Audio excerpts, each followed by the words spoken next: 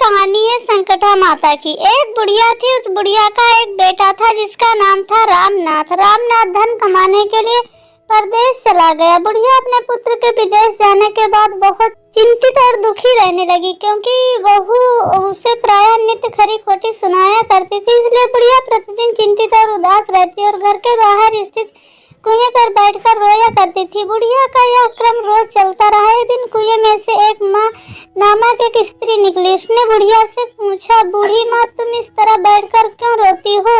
तुम्हें किस बात का कष्ट है? तुम मुझे अपना दुख बताओ और मैं तुम्हारे दुख दूर करने का प्रयास करूंगी।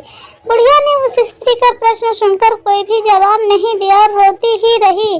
दिए की माँ बार बार एक प्रश्न दोहराई जा रही थी और बुढ़िया इस बात से झुंझुना उठी। उस बुढ़िया ने दिए की बात सुनकर बहुत ज्यादा गुस्सा आ गया और वो अपने मन में बहुत ज्यादा क्रोधित हो गई। बुढ़िया ने दिए माता माँ का ऐसा आश्वासन पाकर मेरा बेटा कमाने के लिए परदेश चला गया है, उसके पीछे मेरी बहू मुझे बहुत बुरा भला कहती रहती है, यही मेरे दुखों का कारण है। बुढ़िया की बात सुनकर दिए ने माँ से कहा, यह वन में संकटा माता रहती हैं, तुम अपना दुख उनसे सुनाकर कष्ट से छुटकारा पाने के लिए प्रार्थना करो। माँ बहुत दयालु हैं, दुखियों के प्रति बहुत सहानुभूति रखती हैं, निसंतानों को संतान और निर्धनों को धनवान, निर्बल को बलवान और अभागों को भाग्यवान बनाती हैं।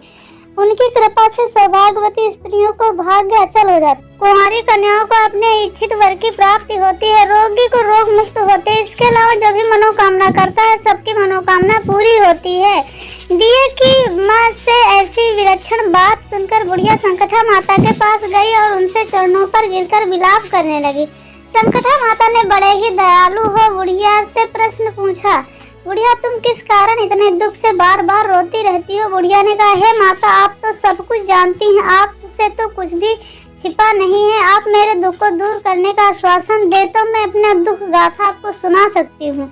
बुढ़िया की बात सुनकर संकटा माता ने कहा, मुझे पहले अपना दुख बताओ, दुखियों का दुख को दूर करना ही मेरा काम है।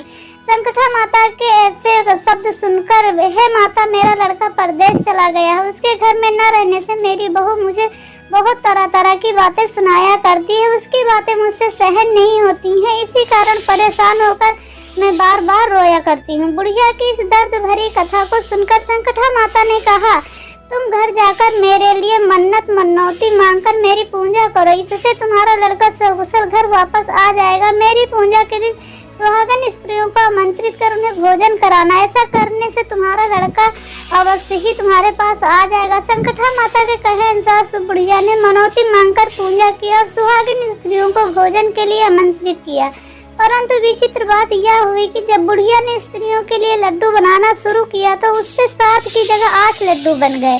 इसी बात से बुढ़िया बहुत ज्यादा असमंजस में पड़ गई कि ऐसा कैसे हो सकता, कहीं मुझसे गिनने में गलती तो नहीं हो रही, अथवा 8 लड्डू कैसे हो सकते। उसी समय संकटा माता एक वृद्ध स्त्री के रूप में बुढ़िया के सामने प्रकट हुई। बुढ़िया से पूछा, क्यों बुढ़िया, आज तुम्हारे यहाँ कोई उत्सव है क्या? यह सुनकर बुढ़िया बोली, आज मैंने संकटा माता की पूजा की है और सुहागिन स्त्रियों को भोजन के लिए आमंत्रित किया है, किंतु जब गिनकर 7 लड्डू बनाती हूँ तो वो लड्डू अपने आप ही 8 बन जाते हैं। मैं इसी बात से चिंता में पड़ गई। बुढ़िया की बात सुनकर संकटा माता ने कहा, क्या तुमने किसी बुढ़िया को भी आमंत्रित किया? बुढ़िया कहने लगी, नहीं, मैंने ऐसा तो नहीं किया, परंतु तुम कौन हो? संकटा माता ने कहा, मैं एक बुढ़िया हूँ, मुझे आमंत्रित कर लो। ऐसा सुनकर बुढ़िया ने उस रूप में संकटा माता पर। इसके बाद बुढ़िया के घर पर सभी आमंत्रित सुहागिनें आ पहुंची और बुढ़िया ने सबको लड्डू तथा अन्य मिठाई आदि का भोजन कराया। इससे संकटा माता उस बुढ़िया पर बहुत प्रसन्न हुई और माता की कृपा से उस बुढ़िया के बेटे के मन में अपनी माता और पत्नी के से मिलने की इच्छा उत्पन्न हुई और वह अपने घर के लिए चल दिया। कुछ दिन बीतने के बाद वह बुढ़िया संकटा माता की पूजा कर सुहागिनों को भोजन करा रही थी कि किसी ने उसके लड़के के आने की सूचना दी, लेकिन बुढ़िया अपने काम में लगी रही। उसने कहा, लड़के को बैठने दो, मैं सुहागिनों को जीमा कर अभी आती हूँ।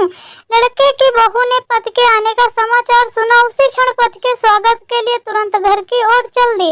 लड़के ने अपनी पत्नी को देखा, मन में सोचा कि मेरी स्त्री मेरे प्रति कितना प्रेम रखती, जो खबर पाते ही मुझसे मिलने आ गई, परंतु मेरी माँ को मुझसे जरा सा भी प्रेम नहीं है। आने की खबर पाकर मेरी माँ मुझसे मिलने तक नहीं आई। जब पूजा का काम समाप्त हो गया, सभी सुहागिनें भोजन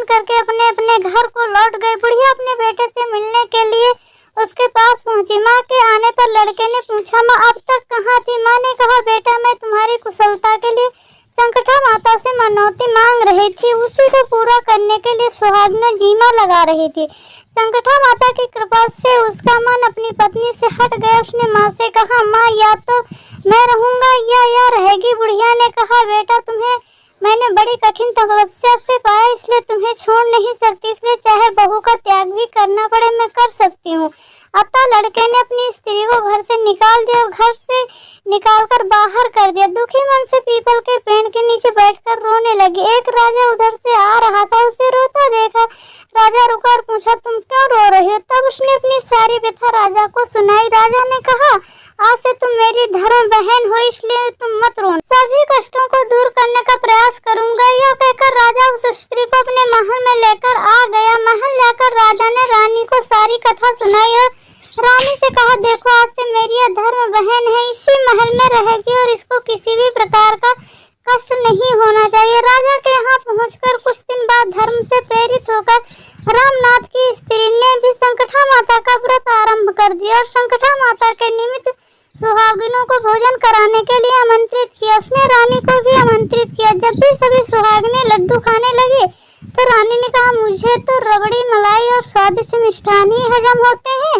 यह पत्थर समान लड्डू कैसे हजम होंगे? ऐसे अवहेलनापूर्ण बातें कहकर रानी ने लड्डू खाने से मना कर दिया। कुछ समय बाद संकटा माता की कृपा से रामनाथ अपनी पत्नी को खोजते हुए राजा के महल में आया। वहां आकर अपनी पत्नी को संकटा माता की पूजा करते हुए देखा तो संकटा माता को हाथ जोड़कर प्रणाम किया और अपनी पत्नी से कहा, हे प्रिय, मेरे अपराध को क्षमा करो। पत्नी ने कहा, नाथ, यह सब प्रारंभ से ही होता है, आपको आपका कोई दोष नहीं है, आप मेरे ईश्वर, मेरे ही अपराध को क्षमा करें। यह कहकर दोनों ने विधि पूर्वक संकटा माता का व्रत कर कथा सुनी। संकटा माता की पूजा को समाप्त कर सुहागिनों ने जीमा कर दोनों पति पत्नी अपने घर की ओर प्रस्थान के लिए तैयार हुए। जाते समय रामनाथ की स्त्री ने राजा रानी से कहा, जब मुझ पर दुख पड़ा था तो आप लोगों ने धर्म बहन बनाकर मुझे आश्रय दिया था। यदि आपको किसी भी तरह की सहायता की आवश्यकता हो तो मेरी कुटिया में निसंकोच चले आना। रानी ने राजा से कहा, जाते समय वह कह गई थी कि जब मेरे पर कष्ट पड़ा था तब मैंने तुम्हारे यहाँ आई और कदाचित तुम्हारे पर कोई कष्ट पड़े तो तुम मेरे घर चले आना, इसलिए हम दोनों लोग उसके यहाँ चलना चाहिए। ऐसा विचार कर राजा रानी दोनों ही अपने धर्म बहन के घर गए। वहाँ जाकर रानी ने कहा, बहन, तुम्हारे जाते ही ऐसा क्या हो गया कि हमारी सारी संपत्ति नष्ट हो गई, हम लोग बहुत परेशानी में पड़े हुए हैं। रानी के ऐसा कहते ही संकटा माता प्रसन्न हो गई और रात में रानी को स्वप्न में कहा कि तुम दोनों पति पत्नी अपने महल को चले जाओ, वहाँ जाकर मेरी पूजा करना और मेरे निमित्त सुहागिनों को जिमाना, जैसे तुम्हारा गया हुआ राजपाट तुम्हें दोबारा मिल जाएगा। सुबह होते ही रानी ने अपने स्वप्न की बात राजा को बताई। रानी की बात सुनते ही राजा ने उसी क्षण रानी को साथ लेकर अपने महल की ओर चल दिया। महल में आने के बाद राजा रानी ने संकटा माता के कहे अनुसार पूर्ण भक्ति भाव से संकटा माता की पूजा की और सुहागिनों को भोजन करा। ऐसा करने से उनका बिगड़ा हुआ सारा समय सुधर गया और सारा राजपाट उन्हें वापस मिल गया और वह पहले की तरह राज भोगने लगे। और आपको ये कहानी कैसी लगी? अगर अच्छी लगी तो प्लीज